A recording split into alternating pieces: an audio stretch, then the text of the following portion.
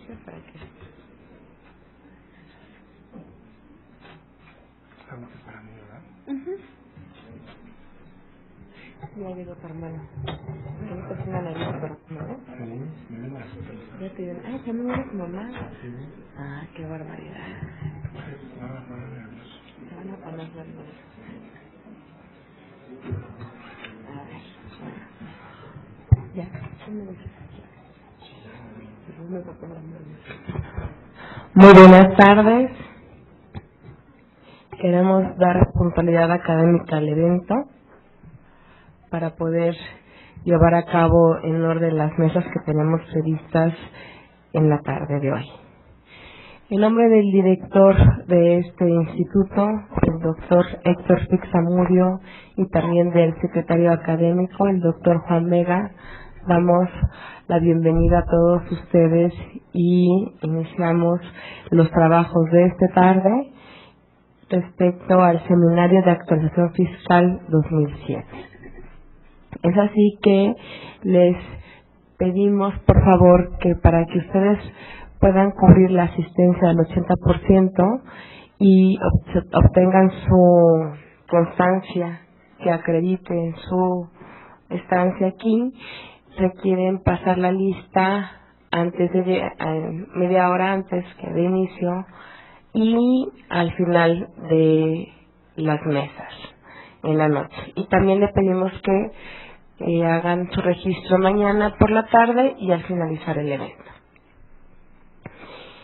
Las mesas de hoy serán respecto a la Ley de Ingresos de la Federación y el Decreto de Presupuestos de Ingresos de la Federación, la mesa 2 sobre Impuesto de la Renta y la mesa 3 Código Financiero del Distrito Federal. Es así que damos inicio a estos trabajos con la mesa 1 respecto a la Ley de Ingresos de la Federación y Decreto de Egresos de la Federación. Quisiera pedirles una disculpa por parte del doctor Miguel de Jesús Salvador Esquivel, ya que no podrá acompañarnos esta tarde por cuestiones de salud. Pero en el transcurso del día y también por mañana nos mandará su trabajo para que ustedes también puedan contar con su ponencia. Es así que daremos inicio con los comentarios al decreto de presupuesto de egresos de la Federación por parte del doctor Óscar Nava Escudero, y antes de que nos comente y tengamos la tarde para él y que demos inicio a la mesa, voy a dar una breve semblanza sobre su desempeño académico. Es licenciado en Derecho por esta universidad.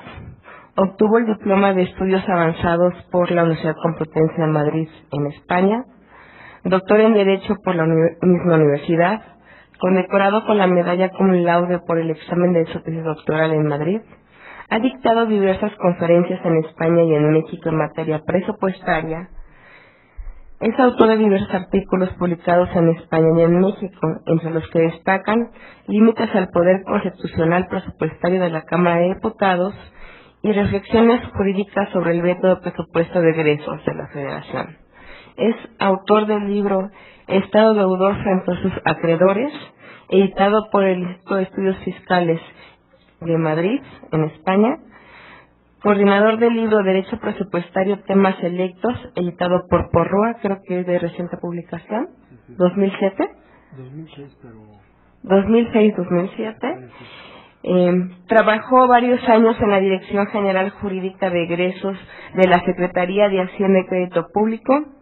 Fue coordinador general en marzo del 2006 del Foro de Derecho Presupuestario, una visión bilateral México-España, celebrado en la Universidad Autónoma de Morelos, y actualmente es profesor de la materia de Derecho Financiero en el Tecnológico de Monterrey y trabaja como asesor en materia presupuestaria. Y sin más preámbulo, damos inicio a la charla de hoy del doctor y gracias por su presencia en este instituto. Gracias. Buenas tardes. Hace unos 7 meses más o menos, estaba yo platicando con un alto funcionario de Hacienda. Obviamente no les pienso decir el nombre, pero por ponerle algún nombre imaginativo, pues podemos llamarle Francisco. Estaba platicando con él y estaba muy enojado, muy consternado, porque decía, ¿cómo es posible? Si va a llegar López Obrador al poder, ya dijo que va a disminuir los salarios de todos los funcionarios, no, esto no puede ser. Y me decía el funcionario enojado, nosotros aquí ya en la dirección estamos haciendo una defensa jurídica para combatir esta decisión de que pueda llegar López Obrador. Yo lo escuché, me causó risa y siguieron las cosas. Llegó el 2 de julio, ganó quien ganó, y posteriormente me lo volví a encontrar por allá a finales de noviembre. Volvimos a platicar de diferentes temas, charlamos de materia presupuestaria, y me dijo, oye Oscar, ¿tú qué opinas sobre la reducción de salarios de los funcionarios públicos, de los empleados públicos de la Federación? Y yo digo, caray, pues me parece que le di mi opinión, le dije lo que yo pensaba, y me dijo, pues fíjate que el presidente nos acaba de pedir que hay que sacar un decreto para disminuir los salarios. Y entonces yo me quedé pensando y dije, ¿cómo es posible? ¿No? Él me había dicho otra cosa antes, ¿no? Y le dije, bueno, ¿y dónde quedó la defensa constitucional que ibas a hacer de toda tu gente para que no le redujeran los salarios? ¿Y qué creen que me contestó? Nada, se quedó callado. Dije, pero tu defensa constitucional que ya habías programado, que ya la tenías con tus grandes abogados, no me contestó nada. Como ustedes saben, el 4 de diciembre de 2006 el presidente sacó un decreto que establece las medidas de austeridad y disciplina del gasto público de la Administración Pública Federal, ¿no? Con base en esto, a mí me surgieron varias ideas, o varias preguntas, mejor dicho. Y este es el primer tema que voy a tratar. ¿Realmente el Ejecutivo tenía facultad para disminuir el salario de sus funcionarios públicos, de los empleados públicos de la Federación? ¿No debió haberlo hecho a través del presupuesto de egresos de la Federación, que es ahí donde se establecen todos los montos, y ahí es donde debería de haberlo realizado? ¿O debió haberlo hecho a través de una ley del Congreso? El segundo tema que pienso abordar, y la verdad es que agradezco a Gabriela que me haya invitado a este seminario de actualización fiscal, porque me doy cuenta que la materia presupuestaria o el tema presupuestario pues ya está siendo un poquito más, lo empiezan a introducir en otros ámbitos, me parece de suma importancia. Y la verdad es que yo no sé, bueno, a lo mejor el seminario de actualización fiscal podría llamarse de otra forma, seminario de actualización fiscal y presupuestaria, ¿no? Es una idea. Pero me da la sensación de que, bueno, con estos nuevos temas que se están dando en materia presupuestaria, que estamos viendo a diario en el periódico, pues debemos de darle una importancia. Y agradezco a Gabriela que se haya ocupado de este tema. El segundo tema que les decía que voy a tratar es la controversia constitucional 31/2006 del 7 de noviembre de 2006. Esta controversia versa un poco sobre la autonomía presupuestaria del Tribunal Electoral del Distrito Federal. La Suprema Corte de Justicia declara la invalidez de los artículos 3, 35 y 5 transitorio del presupuesto de egresos del Distrito Federal. Considera que son atentatorios o que atentan contra la autonomía presupuestaria del Tribunal Electoral del Distrito Federal y por lo tanto los declara inconstitucionales. ¿Qué decía este artículo quinto transitorio? Yo me voy a enfocar nada más en el quinto transitorio porque el tiempo no es muy corto y no nos podría dar tiempo para analizar los otros artículos. Yo nada más me voy a enfocar en el quinto transitorio. ¿Qué decía el quinto transitorio? Bueno, pues prohibía que durante el ejercicio fiscal de 2006 se prohibía a todos los funcionarios, a los mandos medios y superiores, que se pudieran dar un bono extraordinario, alguna percepción adicional a su salario. Los magistrados, al término de su gestión, no les parece este artículo quinto transitorio, porque querían, y esto salió en la televisión, en el periódico, querían otorgarse un bono de 5 millones por término de su gestión. Entonces, pues se inconforman, me presentan una controversia constitucional ante la Corte y la Corte les da la razón. Y dicen, sí, efectivamente, esos tres artículos y sobre todo el quinto transitorio viola su autonomía, así que pueden darse su bono de 5 millones tranquilamente. Este es el segundo tema que voy a tocar. El tercero es sobre los gastos obligatorios. También aquí es importante ir desde ahorita, todos los que nos dedicamos a esto, ir determinando los límites y las pautas sobre lo que deben entenderse los gastos obligatorios. En México, la nueva Ley Federal de Presupuesto y Responsabilidad Hacendaria del año pasado, de marzo de 2006, estableció que el proyecto del Ejecutivo debería contener un capítulo sobre gastos obligatorios. Pero nada más, eso es lo que dice la ley. Y el reglamento, que saben ustedes que lo expide el Presidente de la República, se despacha con la cuchara. Y entonces hace toda una lista de 10 fracciones en las que pone cuáles son los gastos obligatorios. A mí me parece que aquí hay que tener muchísimo cuidado, porque además no se dice para quién son obligatorios, si para el Ejecutivo incluirlos en su proyecto de presupuesto de egresos o si para la Cámara de Diputados aprobarlos. Entonces aquí también hay que tocar el tema con pinzas y este es el tercer tema que voy a tocar. A mi juicio, y entrando ya en el primer tema, yo creo que lo que realizó el presidente a través de ese decreto para disminuir los salarios de los funcionarios públicos de la Federación, pues me parece que no estuvo bien que lo hubiera hecho ahí. Yo soy de la idea que debió haberlo hecho a través de una ley. Esto es muy sencillo comprobarlo, ¿no? Yo creo que el mecanismo más adecuado que debió haber utilizado fue la ley del Congreso de la Unión. ¿Por qué? Porque la fracción 11 del artículo 73 faculta al Congreso de la Unión para crear empleos públicos federales, señalar o fijar la dotación de estos empleos, aumentar o disminuir dicha dotación y suprimir, por supuesto, los mismos empleos públicos de la Federación. Entonces, esto es lo que nos plantea esta fracción del artículo 73, no es otra cosa sino que nos está diciendo de que se necesita de una ley para que los empleos públicos de la Federación puedan disminuir sus salarios. Es decir, a través de una ley se puede dar esa disminución. Yo me preguntaba al principio cuando estaba planteando el tema, decir, bueno, ¿y por qué no se hace a través del presupuesto de egresos de la Federación? Bueno, el presupuesto de egresos de la Federación es cierto que establece los montos, digamos, de todo el gasto público federal, las partidas, etcétera, ¿no? Y parece lógico que ahí lo hiciera. Pero yo digo dos razones por las que no pudo hacerlo a través del presupuesto de egresos de la Federación. La primera es porque el artículo 75 de la Constitución, que se los voy a leer, me va a permitir leérselos, es rápido, dice: la Cámara de Diputados, al aprobar el presupuesto de egresos, no podrá dejar de señalar la retribución que corresponde a un empleo que esté establecido por la ley. Y en caso que por cualquier circunstancia se omita fijar dicha remuneración, se entenderá por señalada la que hubiera tenido fijada en el presupuesto anterior o en la ley que estableció el empleo.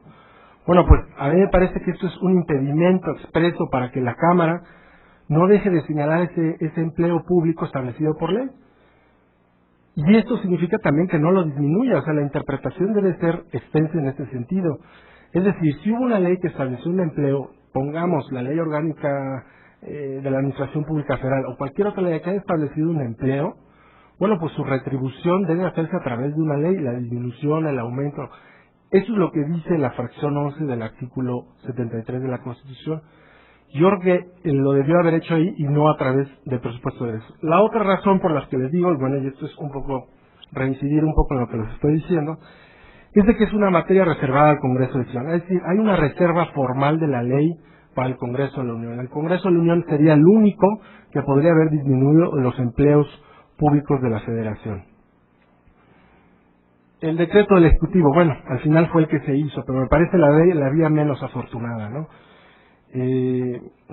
Algún autor, Gavino Fraga, que ustedes conocen muy bien, Derecho Administrativo, decía que el aumento o la disminución de los empleos públicos, de las dotaciones o de las retribuciones de los empleos públicos de la Federación, eran un acto administrativo. Bueno, yo la verdad respeto mucho la opinión de tan ilustre abogado, pero desde mi punto de vista esto es una reserva de ley. Está expresamente en la Constitución y solamente a través de una ley, es decir, una reserva formal de la ley, se puede hacer esta disminución de los empleos públicos de la Federación, de las retribuciones.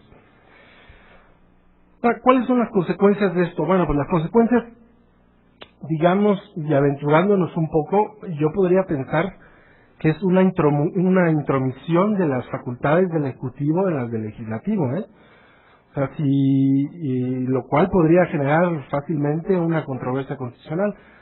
o la vía que sea conveniente, pero yo sí creo que en este sentido el Ejecutivo está intrometiéndose en funciones que le corresponden al Congreso de la Unión. Por otro lado, la segunda consecuencia, y esta pues parece risible, pues es evidente que quien debiera promover esto serán los mismos secretarios, subsecretarios de Estado, oficiales mayores y titulares de unidad, pero díganme ustedes si ellos van a poder promover una controversia si su jefe es el que les está diciendo, ¿sabes qué? Un 10% menos de tu salario para ahorrar los 25,000 millones y para hacer ahí un ahorro de gasto público. Pues me parece que yo creo que lo que más podemos destacar de esta situación es esa intromisión, ¿no? Yo cuando estuve platicando con este alto funcionario de Hacienda, Paco, yo le di mi opinión, yo le dije, ¿sabes qué? Si lo hacen a través del presupuesto de egresos o si lo hacen a través del decreto ejecutivo, lo van a estar haciendo mal. Obviamente todo el mundo vamos a decir, pues qué bien, ya están reduciendo los empleos, es una muy buena medida de austeridad, ahora los que ganaban 200,000 pesos al mes, pues ahora van a ganar menos. Pero por otro lado también hay que ver las previsiones constitucionales y tratar de respetarlas al máximo, ¿no? Además, habrá que esperarse también a si realmente esta reducción, porque en el decreto vienen otros rubros en los que va a haber cierta austeridad, habrá que ver si realmente vamos a poder generar ese ahorro por 25,000 millones, ¿no? El informe trimestral, que será en marzo, que entregan a la Cámara de Diputados, pues ahí podremos ver si realmente se hizo ese ahorro, ¿no? A mi gusto, pues la medida del 10% pues fue muy escueta, ¿no? Me hubiera gustado que fuera un poquito más. Bueno, esa es una visión personal. Pasando al segundo tema del que les había contado sobre la controversia constitucional 31/2006,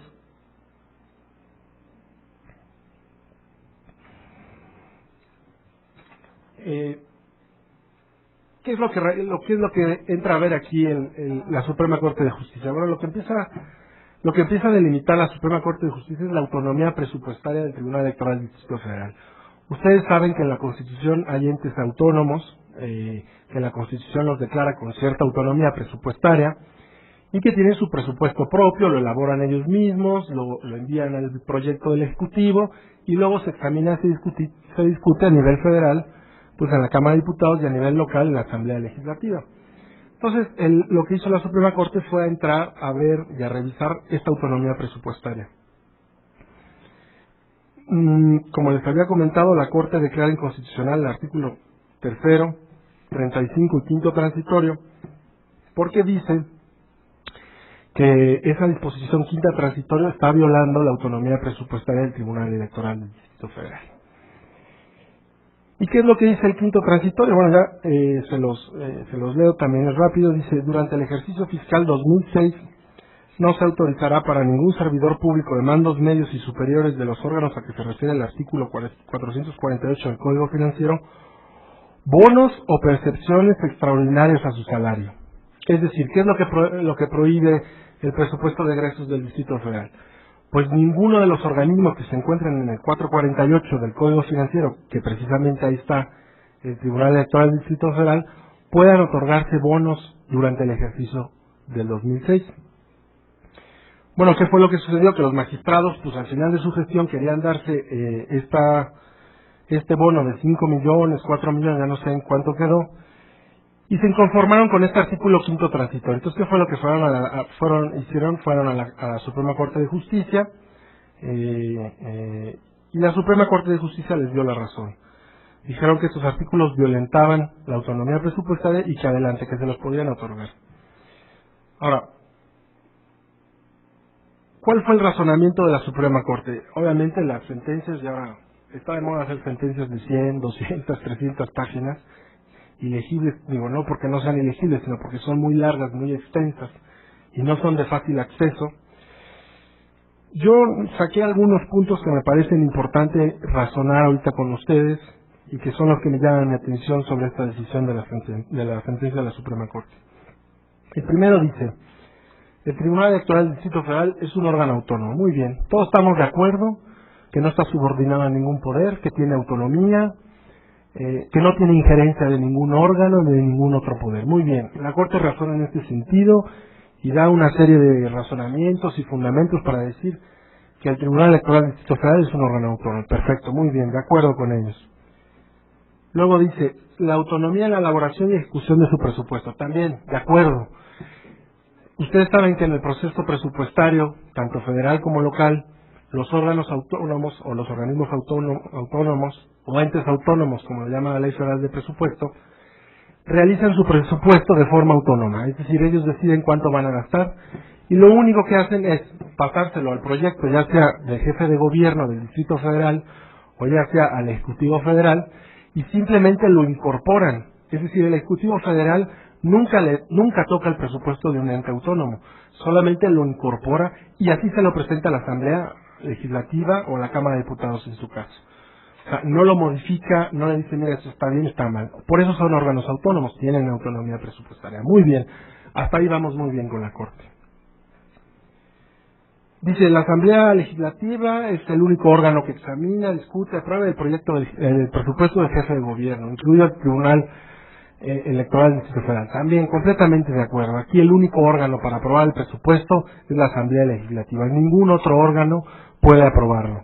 Solamente la Asamblea Legislativa es la única que tiene función, ¿no? Este es un principio precisamente de derecho presupuestario, de competencia presupuestaria que dice y que establece cuál es la competencia de los órganos que intervienen en el proceso presupuestario. Igual como la iniciativa es exclusiva del jefe de gobierno o del Ejecutivo Federal en su caso, pues también la aprobación del mismo va a ser de la Asamblea Legislativa en el Distrito Federal o de la Cámara de Diputados a nivel federal. Muy bien, aquí también la Corte, excelente. Pero luego viene el problema. Dice, la Asamblea Legislativa aprueba un monto global del presupuesto del Tribunal Electoral del Distrito Federal. Un monto global. O sea, el tribunal les dice, voy a gastar 200,000 millones. Adelante. Sin revisarlo, sin saber en qué lo va a gastar, cuáles son sus funciones, a qué va a dedicar todo ese gasto, a comprar coches último modelo, a fomentar las vías electorales, en fin, ¿a qué lo va a gastar? Es cierto que aprueba un monto global, primero, y segundo, más importante también, o igual de importante, es que ese artículo 5º transitorio sí trastoca la autonomía presupuestaria del Tribunal Electoral del Distrito Federal. Bien, pues entrando a razonar un poco con ustedes, dice, bueno, pues sí se puede hacer un monto global, se tiene que aprobar un monto global. Es cierto, pero con ciertos matices, fíjense. Todos los órganos, como les he estado comentando, presentan su proyecto, nadie se los modifica, es decir, ningún ejecutivo se los puede modificar, y luego, íntegramente, sin moverle una coma, lo incluyen en el proyecto y se lo envían a la Asamblea Legislativa. Pero ¿qué pasa si la Asamblea Legislativa, o en nivel federal en su caso, la Cámara de Diputados, algún diputado, alguna asambleísta dice, bueno, pues yo quiero ver en qué se está gastando el dinero el Tribunal Electoral? Yo quiero ver, a ver, una partida, pues ¿qué partida será? Bueno, pues la partida dedicada pues a automóviles, o a bonos, o a X o Y, yo quiero verla. Bueno, pues tiene todo el derecho absoluto de ver, revisar esa partida, de analizarla y de modificarla si quiere, ¿eh? Y aquí es donde se los voy a ir explicando poco a poco cuál es mi criterio. Entonces, por eso les hablo en primer punto del poder modificación de la Asamblea Legislativa del DF. Es cierto, por otro lado, que no sería conveniente que el presupuesto de egresos, tanto de la Federación como del Distrito Federal o de cualquier otra entidad federativa, se presentara a nivel de partida. Esto sería una locura. El clasificador por objeto del gasto, que es que establece todas las partidas, tiene como 520 partidas más o menos. Imagínense que cada dependencia, que cada programa vaya teniendo sus respectivas partidas. Imposible para los órganos legislativos realizar todo ese cúmulo de partidas. Imposible. Pero lo que sí se puede, tanto a nivel federal como a nivel local, es que la Asamblea del órgano legislativo modifique esa partida con la que no está de acuerdo. La Asamblea es un poder que representa, la Cámara de Diputados son los representantes del pueblo y tienen todo el poder constitucional, ya lo mencionó la doctora Gabriela en uno de los artículos que escribo, que salió en la revista La Facultad de Derecho, donde digo cuáles son esos límites de la Cámara de Diputados para modificar el proyecto que le envía el Ejecutivo. Bueno, son ilimitados con ciertos matices también, que los vamos a revisar ahorita, pero en el caso de la Asamblea, bueno, pues es lo mismo. Si una asambleísta se le ocurre decir, bueno, yo quiero ver tal partida o tal programa, a ver cómo se están destinando, y llega a consensarlo con la gente, con las otras fracciones parlamentarias, y llega el momento en que dice, bueno, pues vamos a modificar esta partida porque nos parece que están gastando muchísimo dinero en bonos o están gastando dinero en automóviles del año, etcétera. Bueno, pues se modifica. Y entonces ahí empezamos a ver que el presupuesto del Tribunal Electoral del Distrito Federal es autónomo, pero con ciertos matices. Se aprueba un monto global, pero con ciertos matices, ¿no? Ahora, yo les hablo también aquí del principio de especialidad presupuestaria. Bueno, ese es otro principio de derecho presupuestario.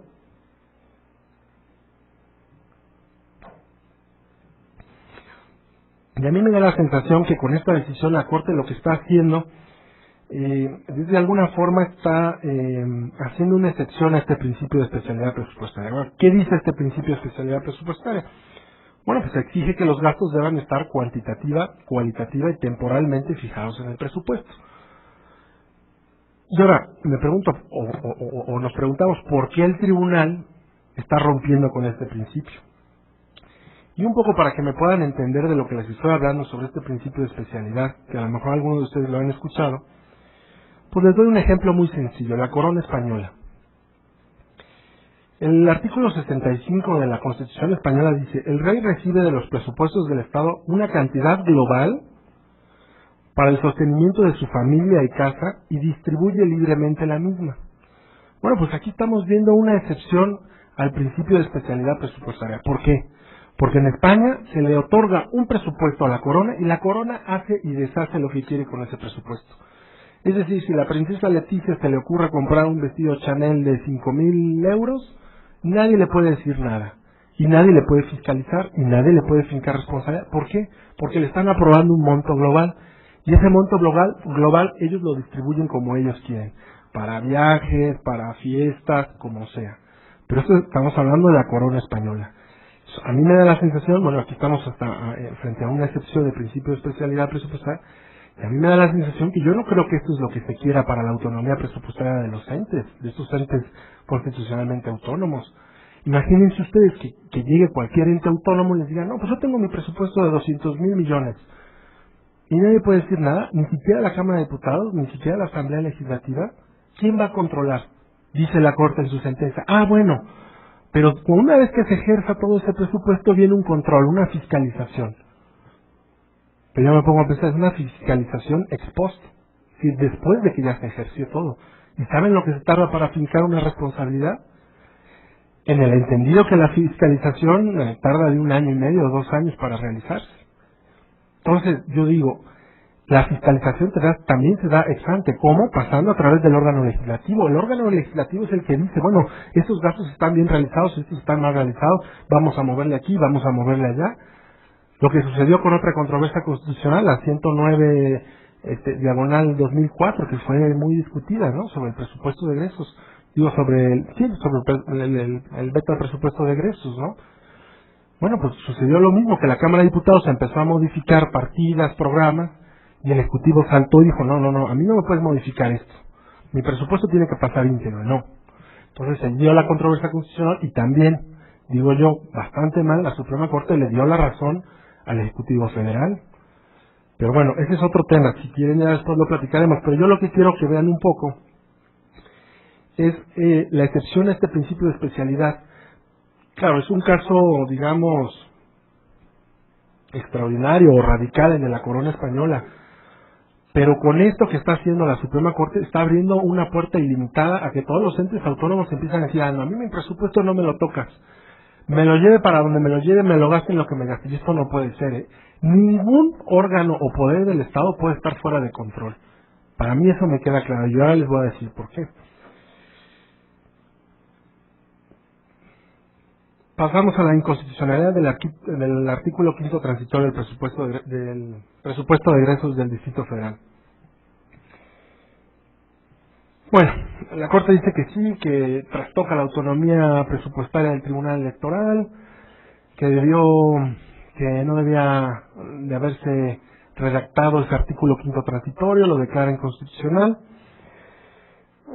Pero a mi juicio, yo creo que a la Suprema Corte se le olvidó leer en la Constitución un artículo. En la Constitución un artículo que es la piedra angular del derecho presupuestario. Con este artículo es, digamos, la base fundamental del derecho presupuestario, es el 126. Yo digo que a mi juicio el presupuesto o la Suprema Corte de Justicia debió haber empezado por ahí, por el 126. Ahorita vamos a entrar con más detenimiento al examen de este artículo. Y segundo punto muy importante también, debió haber visto de dónde venían el origen de los recursos. Esto es importantísimo. Claro, llevando con el 126, digamos, empalmando esta idea de dónde debieron de haber salido los recursos con el artículo 126, bueno, es importantísimo saber de dónde salieron esos recursos. ¿Ese bono o esas percepciones que querían los magistrados ya estaban en el presupuesto o vinieron de una ley posterior, de una autorización de la Asamblea posterior, o surgieron de un subejercicio o de un programa que no cumplieron, de un ahorro, de una economía presupuestaria? Por ahí debió haber entrado la Corte, porque ahí está, a mi juicio, ahí está el quid del asunto, y ahora les voy a decir por qué. Bueno, esto es lo que les estoy comentando, ¿no? Que debió haber determinado de dónde venían esos recursos. Respecto al artículo 126, que aquí lo tengo transcrito, es lo que les digo que es la regla fundamental del derecho presupuestario. En primer lugar, yo considero que esta regla se le debe de aplicar a todos los órganos y a todos los poderes del Estado. Esta regla básica del derecho presupuestario, que son 2 renglones, digamos que es la columna vertebral del gasto público en México. Entonces, esto también se le tiene que aplicar a todos los órganos, a todos los poderes. La autonomía presupuestaria que entendió la Corte fue de forma extralimitada. No el hecho que el Tribunal Electoral tenga autonomía significa que pueda excluirse de este artículo 126. Eso no puede ser. Este artículo 126 se aplica a nivel federal, estatal, local, y no puede haber una norma de diferente jerarquía que lo contraria. ¿Por qué? Porque a mí me da la sensación que este artículo, como les estoy diciendo, es una columna vertebral que debe de seguir todo ejecutor de gasto, llámese dependencia, llámese entidad paraestatal, llámese Tribunal Electoral del Distrito Federal, el IFE, todos deben de seguir esta regla, la del 126. Entonces, bueno, pues ¿qué es lo que nos dice esta regla? Aquí ya están, no podrá hacerse pago alguno que no esté comprendido en el presupuesto determinado por ley posterior. Bueno, parece que no requiere mayor explicación, pero aplicándolo al caso concreto. Bueno, pues en el caso concreto de esta controversia, pues evidentemente el bono no salió de una ley. Entonces ya excluimos la parte final de este artículo. No salió de una ley posterior. O sea, no fue una ley posterior la que estableció que los magistrados tenían que recibir un bono de 5 millones. No. Entonces, ¿qué fue lo que pasó? Bueno, pues la otra situación o la otra hipótesis es que haya salido del presupuesto. Pero esto es lo difícil de entender, porque ¿cómo es posible que haya podido salir del presupuesto si la Asamblea Legislativa se lo aprobó y fue la Asamblea Legislativa la que redactó el artículo 5º transitorio? Entonces tampoco pudo haber salido del presupuesto. Yo les digo, si hubiera salido del presupuesto, si en el presupuesto del Tribunal Electoral del Distrito Federal hubiera dicho partida 237, bonos y percepciones a salarios, y viene 28 millones de pesos para magistrados, aprobado, no, o sea, no habría problema ahí. Digamos que si viene presupuestado, no se puede hacer ninguna cosa. Pero el problema es que no viene presupuestado. ¿Por qué no viene presupuestado? Porque precisamente se está redactando un artículo 5º transitorio que nos dice que no se van a poder dar esos bonos y esas percepciones. Entonces, ¿de dónde salieron esos recursos? Aquí es la Corte donde debió haber entrado en ese estudio. ¿De dónde salieron? ¿De un subejercicio? Y aquí es donde yo les comento que el Código Financiero del Distrito Federal tiene una laguna jurídica muy importante. A nivel federal existe una disposición en la que se establece en la Ley Federal de Presupuesto y Responsabilidad Hacendaria que cuando cualquier dependencia, entidad paraestatal, órgano autónomo, etcétera, le sobren recursos de su ejercicio en diciembre, deba de concentrarlos invariablemente en la tesorería de la Federación. Y esto me recuerda en las sobremesas que tengo en mi casa con mi familia. Mi papá también es abogado, mi hermano, mi mamá, toda la familia somos abogados. Me recuerda mucho de mi papá que nos decía que había un ministro de la Corte, expresidente, tampoco me acuerdo de su nombre, que nos decía que él tenía su presupuesto en la Suprema Corte de Justicia, tenía sus programas para justicia, etcétera, ¿no? ¿Y qué hacía este presidente? Bueno, pues dejaba de cumplir sus programas, dejaba de pintar la Suprema Corte, dejaba de comprar escritorios, dejaba de comprar coches. ¿Y qué pasaba al final del ejercicio? Oh, pues ya le sobraba un montón de dinero, ¿no? Imagínense ustedes. ¿Y qué hacía este buen ministro? Pues se lo repartía entre todos los ministros. Y esto vino operando, pues yo creo que hasta 1997, 1998. Entonces, la Secretaría de Hacienda se empezó a dar cuenta de elusión de la ley, y tomó la decisión de decir, no, pues todos los recursos que te sobren, ahora los vas a concentrar. Entonces, a nivel federal, todos los recursos que sobren, por cualquier motivo, deben concentrarse en la tesorería de la Federación. A nivel local, en el Código Financiero, no existe una norma que nos diga eso. Entonces, volviendo al tema del Tribunal Electoral, si a ellos les sobró recursos por un subejercicio, por una economía, por un ahorro presupuestario, o porque cumplieron su programa con menos dinero del presupuestado, bueno, pues todo ese dinero lo tienen que reintegrar. No pueden decir los magistrados, bueno, pues mira, nos sobraron aquí 50 millones, pues ¿qué hacemos? Bueno, pues nos los repartimos. No. Yo digo que aquí hay una laguna jurídica muy fuerte en el Código Financiero, porque deberían de reintegrarse a la tesorería, obviamente, del Distrito Federal. Bueno, las conclusiones ya se las he ido dando, según les he ido explicando cómo está la situación. La autonomía presupuestaria del Tribunal Electoral del DF no significa que la Asamblea Legislativa no pueda modificar su presupuesto, y dicha autonomía no obliga a aprobar el presupuesto en los términos fijados por el Tribunal. ¿No? Es lo que les estoy diciendo, ¿no? O sea, inclusive el Poder Judicial de la Federación, el presupuesto del Poder Judicial de la Federación ha sido modificado por la Cámara de Diputados. Entonces, ¿cómo es posible que los magistrados estén diciendo es que mi presupuesto no me lo puedes modificar? Es que mi presupuesto tiene que pasar íntegro. Es que yo no puedo dar bonos sin que estén presupuestados. No, esto no puede ser. Entonces aquí hay un escape de mucho dinero que se está perdiendo, ¿no? Desde mi punto de vista. Otra conclusión: la autonomía presupuestaria del Tribunal Electoral del Distrito Federal, bueno, pues debe de respetar el principio de legalidad presupuestaria del artículo 126, que les acabo de explicar, ¿no? O sea, todos los poderes y todos los órganos, a mi juicio, de cualquier nivel, deben de respetar esta norma que está en el 126. Y finalmente, bueno, pues la sentencia de la Suprema abre una puerta limitada a que todos los órganos que gozan de esta autonomía constitucionalmente, pues puedan seguir el ejemplo del Tribunal Electoral del Distrito Federal. Ahora tenemos la controversia que acaban de presentar los consejeros del IFE, que dicen que la Cámara de Diputados les quitó presupuesto de ciertos rubros, y que ahora ellos, bueno, pues como le quitaron mucho dinero de partidos políticos, pues ahora ellos no pueden comer, no pueden comprar papitas, no pueden comprar un refresco, una Coca-Cola, porque les han quitado su presupuesto. Y entonces, claro, ahora están diciendo los magistrados, es que ya no puedo sacar más credenciales de lector, fíjate que tenemos unos problemas muy graves. Pero no, precisamente el principio de especialidad presupuestaria ayuda a evitar esos problemas, saber hacia dónde se destinan los recursos. Y otro ejemplo muchísimo más grave que acabo de leer en el periódico, bueno, hace como 3 semanas, que viene muy a cuento, es que en Zacatecas los regidores también decidieron otorgarse un bono de fin de gestión, de sexenio, de periodo, pues estaban de 100,000 pesos. ¿Y de dónde salieron los recursos? Bueno, pues ahí está peor el asunto. Ahí está como el expresidente de la Corte, ahí también había ciertos programas sociales con los cuales había que cumplir, incumplieron, les sobró dinero y dijeron, bueno, pues vamos a repartirnos. No, esto no debe de suceder. Esos recursos que sobran deben de concentrarse en las respectivas tesorerías. Y por último, los gastos obligatorios. Todavía estoy en tiempo. Los gastos obligatorios es otra cuestión de la Ley Federal de Presupuesto y Responsabilidad Hacendaria que, como les decía, hay que tomarlo con pinzas. ¿Qué son los gastos obligatorios y a quiénes obligan? Bueno, ya les había comentado.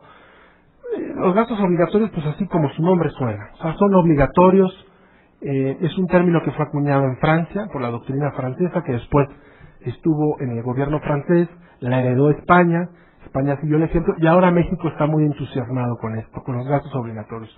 Mientras en Europa ese término cada vez se está relegando más por los efectos negativos y por las consecuencias negativas que tiene, aquí en México estamos dando de saltos por este nuevo término, gastos obligatorios.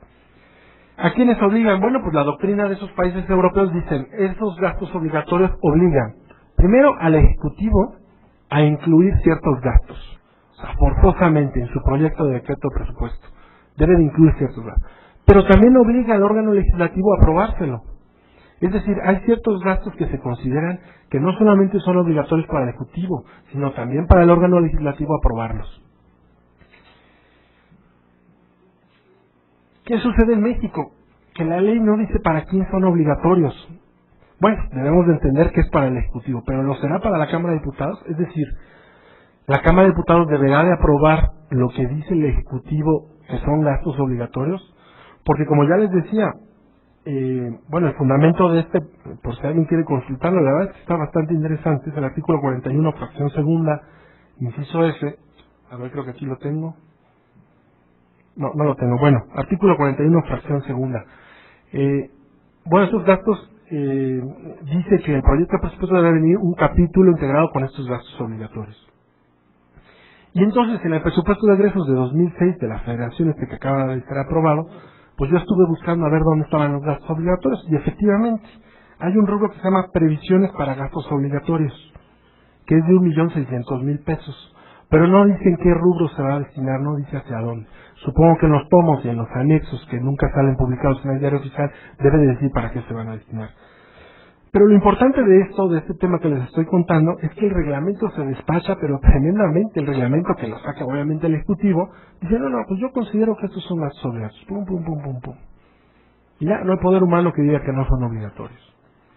Entonces, antes de pasar a analizar 3 o 4 de ellos que me interesan platicar con ustedes, comentar con ustedes, yo a mi juicio, ya se les digo que es un tema muy delicado porque puede entrar en bancarrota el Estado, yo digo que los únicos gastos obligatorios que podemos concretar claramente y expresamente son los establecidos en la Constitución.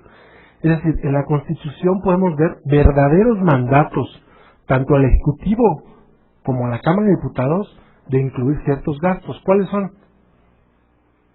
Ahí está. Yo localicé estos 5. Los demás, la verdad no me gusta dar una opinión porque son cuestiones muy delicadas. Pueblos indígenas, el desarrollo de los pueblos indígenas. Ustedes van a un presupuesto de egresos de la Federación y ahí viene un rubro para el desarrollo de los pueblos indígenas. Pero además en la Constitución, en el artículo 3, ahí se dice específicamente que en los presupuestos debe de integrarse una partida específica para ayudar al desarrollo de los pueblos indígenas. O sea, es un mandato no solamente al Ejecutivo, sino también al órgano legislativo de aprobar esos gastos. Otra cosa sea que aprueben 10 pesos o 1,000 millones o lo que sea, pero tienen que aprobar un monto, y eso lo dice la Constitución. Y lo mismo con los demás rubros, educación preescolar, retribución del empleo, el artículo 75 que acabamos de analizar, y la remuneración de funcionarios del 127. Esos también, para mí, a mi gusto, son gastos obligatorios. Empezar a buscar en las leyes cuáles son gastos obligatorios es muy peligroso. Todas las leyes, casi todas las leyes suponen un gasto. Y empezar a decir que son gastos obligatorios, todos los gastos que vienen en las leyes, supone para el Estado una verdadera, ¿cómo le podríamos llamar? Habría que tener mucho cuidado con esos gastos.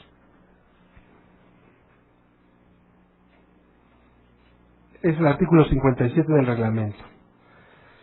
Y el primero que dice la Cámara, el reglamento de la Ley Federal de Presupuesto de Responsabilidad Hacendaria, dice las obligaciones contractuales plurianuales cuya suspensión implique costos adicionales. Bueno, obviamente este gasto está destinado a la Cámara de Diputados, no puede estar destinado al Ejecutivo. ¿Y por qué está destinado a la Cámara de Diputados? Porque año con año la Cámara de Diputados va a tener que aprobar estas obligaciones contractuales que haya celebrado el Estado. Es decir, si el Estado celebra un contrato con un particular por 5 años, ya no va a estar sujeto a la disponibilidad presupuestaria de cada año. Ahora lo que va a suceder es que entonces la Cámara de Diputados forzosamente, porque es un gasto obligatorio, va a tener que aprobar. ¿Y qué pasa con esto? ¿Dónde queda el poder constitucional presupuestario de la Cámara de Diputados? ¿Saben qué es esto? Este artículo está hipotecando la voluntad de los legisladores futuros. Les está diciendo, estos gastos me los tienes que hacer obligatorios y no puedes decidir nada sobre esto. Entonces, a mi juicio, esto también debería de haberse sujeto a disponibilidad presupuestaria, y no solamente así como lo dice, porque además luego nos advierte, y es que si lo suspendes va a haber un costo adicional, entonces una presión más para la Cámara de Diputados. Mira, yo ya hice un contrato para construir una presa con tal empresa y yo ya gasté 1,000 millones, y ahora si me lo suspendes o no me das partida, pues nos va a costar, va a ser un costo adicional. Entonces están obligando a la Cámara, están hipotecando la voluntad de los legisladores. Luego el gasto corriente, ya saben, el gasto corriente que siempre da dolores de cabeza todos los años al momento de la aprobación del presupuesto de egresos de la Federación. Son los gastos de la administración, o sea, los gastos, ustedes saben, los gastos corrientes que realiza la administración y todas sus dependencias. Bueno, aquí lo sujeta a un monto del 20%, bueno, parece no ser tanto, pero dice mensual, entonces aquí yo también tendría mis reservas, ¿no? ¿Qué sucede si la Cámara de Diputados se da cuenta que ha habido gastos ineficientes o gastos excesivos y supera ese 20%? Pues a mi juicio la Cámara de Diputados, podría disminuirlo sin ningún problema. Pero bueno, como ahora es un gasto obligatorio, pues de modo, hay que aprobarle por lo menos un 20% mensual al gobierno de sus gastos. Luego viene otro rubro, que qué lástima que no haya venido el doctor Alvarado porque es especialista en esta materia. Erogaciones por sentencias condenatorias del Estado. A primera vista diríamos todos, no, pues excelente, ¿no? Cuando uno contrata con el Estado, no sé, vamos a construirle al Estado 50 escritorios y 60 mesas. Se realizan y el Estado nos dice, ¿saben qué? No tengo dinero. Entonces uno como empresario se queda, bueno, ¿y cómo nos vas a pagar? No sé, no tengo presupuesto. Entonces, ¿qué hace el particular? Bueno, pues acude a un tribunal, pide justicia, y si la justicia le da la razón, condena al Estado. Y entonces va a haber un gasto obligatorio que diga erogaciones por sentencias condenatorias del Estado. Entonces, ahora sí se le va a poder pagar al particular. Sí le vamos a poder pagar al particular sus 50 mesas y sus 70 sillas. No hay problema porque es un gasto obligatorio. Pero ojo, este rubro, erogaciones por sentencia, sí lo sujetan a la disponibilidad presupuestaria, lo que no las obligaciones plurianuales, las contractuales que acabo de explicar. Entonces, ¿qué sucede? Que si en un año no está presupuestado y no hay dinero, pues le va a decir el gobierno, ¿sabes qué? Olvídate, yo no te puedo pagar porque en este año no presupuesté tu gasto, discúlpame mucho. Y se acabó. Entonces, esto sí lo sujetan a la disponibilidad presupuestaria, pero las obligaciones contractuales no. Entonces, esto que hubiera sido un gran avance, sobre todo a nivel europeo, que por cierto, y es un comentario que tengo que hacer de la Ley Federal de Presupuesto y Responsabilidad Sanitaria, que la verdad está muy bien el artículo referente a las sentencias condenatorias del Estado, está muy bien, pero siempre lo sujeta a la disponibilidad presupuestaria. A mi gusto, no debería de sujetarse a ese principio y generar por sí mismo o automáticamente el gasto. ¿Por qué? Porque la justicia es un principio que debe de, a mi gusto, está por encima de ese principio de legalidad del gasto, es decir, si no tengo dinero no te puedo pagar. Y finalmente, y este es el que les digo que hay que tener mucho cuidado, dice la fracción literalmente, otras erogaciones determinadas en cantidad específica en las leyes. Mucho cuidado con esto. ¿Cómo podemos decir que es un gasto obligatorio todo lo que venga en las leyes? ¿Saben cuántas leyes hay? ¿Saben cuántas leyes crean gasto? Que una dirección, que si un consejo, que si un presidente, que si una junta, que si delegaciones en los estados. O sea, esto genera un gasto. Entonces, ¿qué va a ser un gasto obligatorio a la Cámara de Diputados? ¿Aprobar todo lo que digan las leyes? A mí se me hace que están cercenando el poder presupuestario de la Cámara de Diputados. Están cercenando sus facultades con esto. Porque además, como les he dicho, pues son 10 fracciones, las otras no entro en estudio, pues son un poco más complicadas y más largas de explicar. Pero a mí me parece que esto limita mucho a la Cámara de Diputados y su poder de modificación del presupuesto de egresos. Bueno, por mi parte es todo, muchas gracias.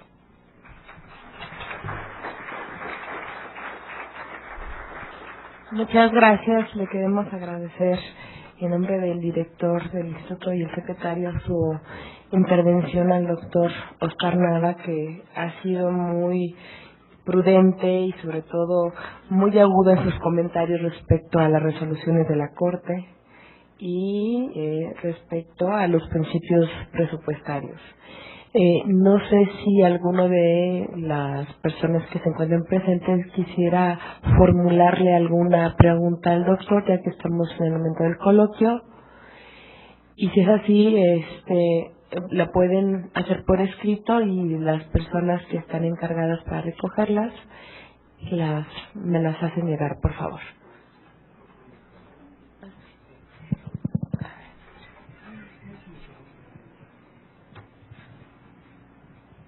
Quiero que acá. Arturo, de este lado. Sí, gracias. En tu opinión, Oscar, entonces, ¿cuál sería o en qué consiste la autonomía presupuestal del Tribunal Electoral del Distrito Federal? Bueno, miren, es un poco, yo en este sentido, cuando la Suprema Corte dictó su sentencia, me parece que gran parte de lo que dice ahí es cierto, o sea, una gran parte es cierto.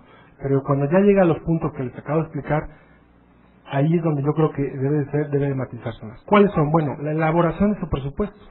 O sea, el Tribunal Electoral del Distrito Federal, al interior, digamos, estando en junta todos los magistrados y demás organismos que al efecto se señalen, pueden organizar su presupuesto, lo elaboran muy bien, tienen autonomía, no tienen injerencia de ningún poder. Muy bien, hasta ahí está muy bien.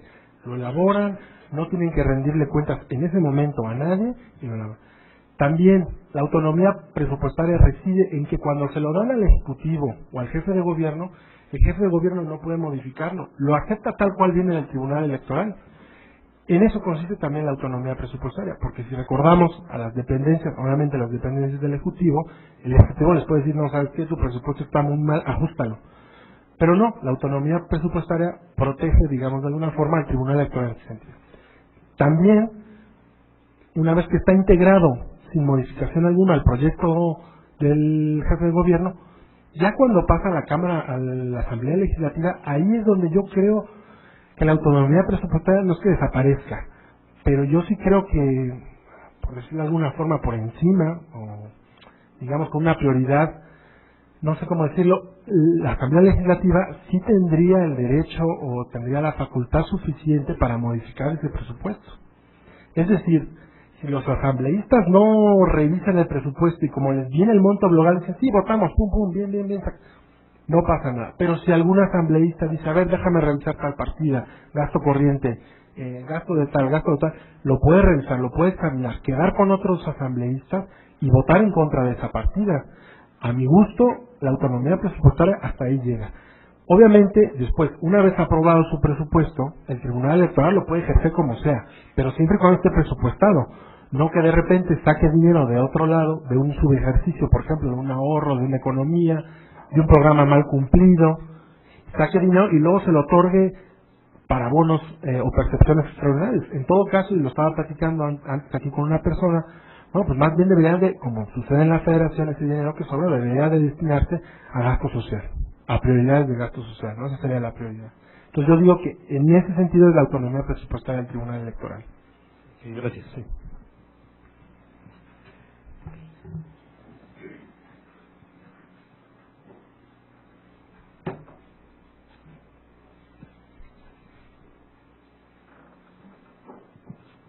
Buenas tardes. Yo pienso que para evitar gran parte de estas irregularidades, tanto la Asamblea del DF como la Cámara de Diputados tienen órganos específicos para la fiscalización. Entonces yo pienso que cualquiera de estos órganos podrían tener un área que asesorara a los diputados o a los asambleístas en relación a qué es lo que las dependencias están pidiendo para ejercer, para poder cumplir con sus funciones. Ese sería un aspecto que ayudaría, porque ya hemos visto que los asambleístas o los diputados no tienen la preparación adecuada para pues poder resolver estos asuntos tan importantes. Ahora bien, una vez que tanto el DF como la Federación empiezan a ejercer su presupuesto, sería conveniente que esos órganos no esperaran 2 años para revisar, porque precisamente hacen todo este desbarajuste, este enredo de traspaso de partida, que si sobra presupuesto no lo regresan, les prohíben comprar, por ejemplo, vehículos. Ellos verán cómo disfrazan todo y compran vehículos. Entonces, me da la impresión que los funcionarios nada más piensan en sus intereses y nunca en la función que deben cumplir dentro de sus dependencias. Siempre están pensando en cómo tener más ingresos. Bueno, y tu función siempre, el ejercicio del presupuesto es irregular en todas las dependencias. Y ahora con los órganos, los entes autónomos, pues, claro, porque como dice usted, doctor, debe haber un límite. Es autónomo en cuanto tienen ciertas facultades presupuestarias, pero también que todos esos recursos deben canalizarse al cumplimiento de sus funciones sustantivas. Entonces, digo, es una idea que me surge a mí. Digo, los órganos fiscalizadores revisan a los 2 años y luego la ley de responsabilidades y hacendarias o la ley de responsabilidades de los servidores públicos a los 2 años prescriben las denuncias. Pues nunca van a meter a esta gente a las cárceles. Siempre se salen con la suya. Sí. Muchas gracias. Sí, mire, sí, pues, la verdad es que sí, yo, nada más algunas puntualizaciones. Bueno, que los diputados no tienen preparación. Probablemente, pero sí le voy a decir una cosa, cuentan con todas las herramientas para tener esa preparación. Tienen cursos, tienen mucho dinero para contratar asesores externos, tienen mucha información que les envía también el Ejecutivo Federal desde la comparecencia de un secretario, desde los programas, año con año, ¿cómo se llama? El informe. Ahí en este artículo que publiqué ahí en la revista de la Facultad de Derecho, que es el último, ahí digo todo el acceso a la información que tienen los diputados. ¿Qué es lo que sucede? Pues que los diputados no lo estudian, pero ahí tienen un cúmulo enorme de información para saber la política, el rumbo económico del país, para saber si el Ejecutivo está cumpliendo o no con sus programas, y lo pueden modificar, pero no lo estudian. Salvo honrosas excepciones de algunos, cuando yo trabajaba en la Secretaría de Hacienda, que estaba de este lado, me daba de topes en la pared porque había unos diputados muy inteligentes, muy trabajadores. Me acuerdo de Fauci Handam, de Ricardo García Sáenz. Había unos diputados muy buenos que trabajaban mucho, que realmente estudiaban y realmente nos daban la pelea. Y me daba gusto porque yo decía, bueno, pues se está creando aquí unas reglas o las incipientes reglas del derecho presupuestario. Y sobre este tema también debo decirle algo. Todo lo que usted me comenta de la desviación de fondos, bueno, el derecho presupuestario precisamente lo que quiere evitar es eso. Ahorita en México muy pocas carreras, muy pocas universidades tienen una materia que se llama Derecho Presupuestario. Solamente el Ibero la tiene, y la tiene como optativa. Acá en el TEC de Monterrey, donde yo doy clases, como que no les llamó mucho la atención, ¿no? Pero yo les digo, bueno, pues para evitar todas estas desviaciones se tienen que cumplir unas reglas. Y ahí están los principios de competencia, de anualidad, de equilibrio presupuestario. Ahí están, simplemente hay que utilizarlos y sobre todo nosotros conocerlos. Ahora, la fiscalización durante la ejecución del presupuesto, ahí sí yo no estaría tan de acuerdo. Es cierto que podría haber mucha desviación de fondos, pero eso se prestaría mucho chantaje político. Imagínense que el órgano de fiscalizar los recursos que está ejecutando el presidente de la República, pues está a cada momento, oye, mira, tú tienes aquí un programa mensual, tienes un calendario mensual, y me dijiste que en este primer mes ibas a cumplir tales metas, y estarlo ahí, valga la expresión, enchinchando, perdón por la palabra, pero estar ahí encima. Entonces se prestaría mucho chantaje político. Yo digo que la fiscalización ex post está bien, pero también para eso pasa por un órgano legislativo, para que lo fiscalicen antes de ejecutar esos recursos y le digan, mira, este recurso que tienes aquí está etiquetado y va directo a construir una escuela y de ahí no lo vas a poder mover por ninguna circunstancia. O este dinero va para pensiones, o este dinero para deuda pública, y no me lo puedes modificar porque hay un principio de especialidad, ¿no? Entonces, claro, hace falta mucho por hacer aquí. La verdad, yo creo que con estas nuevas ideas que se están dando de derecho presupuestario, a lo que se quiere llegar es eso, hacer un mejor control del gasto público, ¿no? De todos los órganos y de todos los poderes. Doctor Oscar Nava, buenas tardes. Mi pregunta es encaminada la autonomía presupuestaria de los organismos públicos autónomos.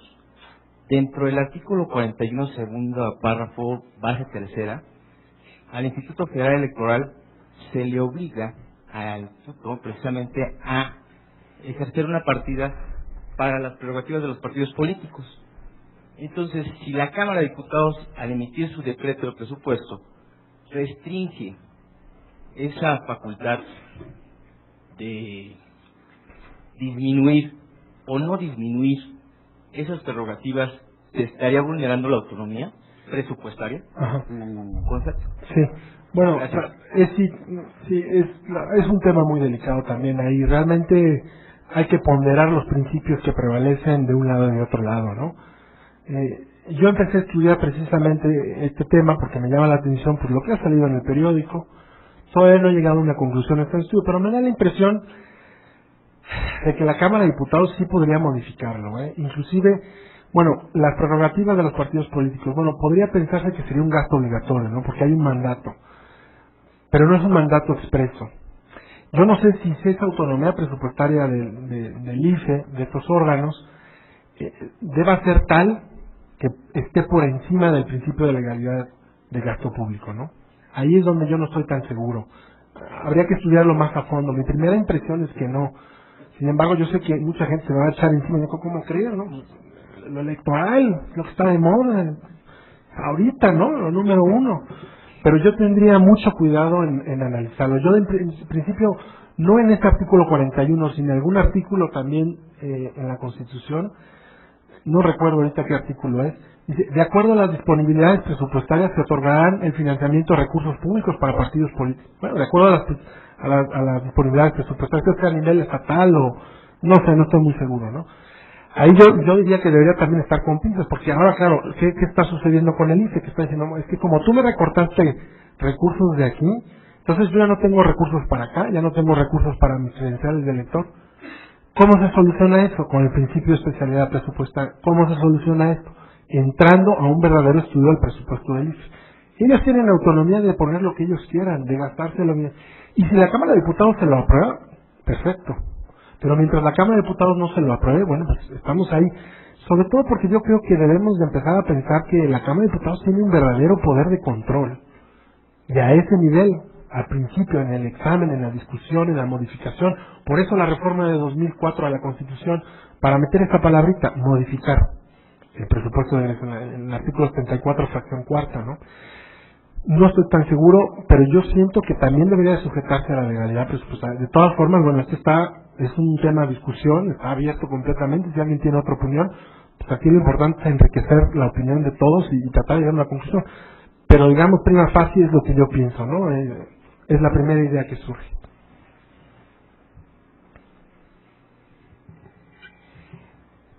Si ya no tenemos más preguntas del público, pues damos por terminada esta primer mesa.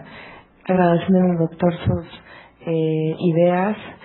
Obviamente le vamos a pedir que siga colaborando con nosotros en este instituto y le hacemos entrega de su constancia. Muchísimas gracias. Y damos por terminada la primera mesa. Tendremos 5 minutos para descanso y incorporarnos nuevamente para dar inicio a la segunda mesa. Muchísimas gracias.